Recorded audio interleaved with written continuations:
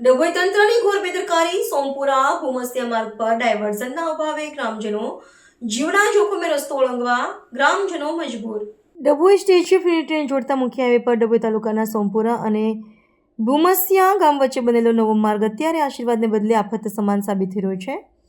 Road બની ગયો હોવા છતાં યોગ્ય આયોજન અને ડાયવર્ઝનના અભાવે અહીં અકસ્માતનો ભય સતત તોળાઈ રહ્યો છે. મુખ્ય સમસ્યાઓ અને ગ્રામજનોનો આક્રોશ. નવો રોડ પણ અધૂરું આયોજન. સોમપુરાથી ભૂમસ્યા સુધીનો નવો રોડ તો બનાવી દેવાયો છે, પરંતુ તેને સ્ટેટ હાઈવે સાથે જોડતા માટે કોઈ સલામત ડાયવર્ઝન કે કટ આપવામાં આવ્યું નથી. શું તકલીફ હોય? સોમપુરા ગામ પંચાયતમાં રોડ બનાવેલો છે. નવો રોડ ડાયવર્ઝનનો કોઈ રસ્તો આપેલો નથી. લોકોને અગવડ જવા માટે 1 કિલોમીટર ફરવું પડે છે. રોડ સાઈડે આવવું પડે, જવું પડે છે. કંઈ બી બનાવ બનશે તો કોણ માથે લેશે? લોકો સ્કૂલવાળાને બી રોડ સાઈડ જવું પડે છે, આવવું પડે છે. 1 કિલોમીટર અંદર રોડ સાઈડ જવું પડે છે. તો ડાયવર્ઝનનો રસ્તો નથી, એટલે રસ્તા માર્ગની અમે માગણી કરેલી છે. રજૂઆત કરેલી જ ખરી? રજૂઆત કરેલી છે પંચાયતમાંથી.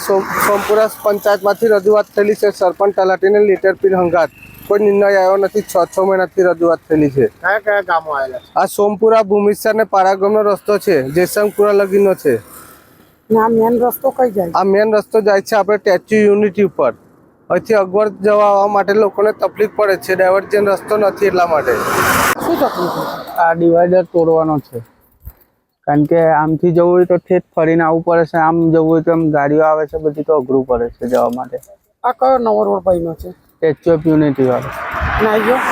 આ સોમપુરા ગામમાં જવા માટે. તો ગામમાં જવા માટે બહુ અઘરું પડે છે. કઈ રહીને આવવું પડે? કેટલું ફરીને આવવું પડે? આમ ઠેઠ સ્ટેશન જવું પડે છે. અહીં ડાયવર્ઝન નથી? અહીં ડાયવર્ઝન નથી. તમારી શું માંગ છે? અહીં ડાયવર્ઝન પડે એવું માંગ છે.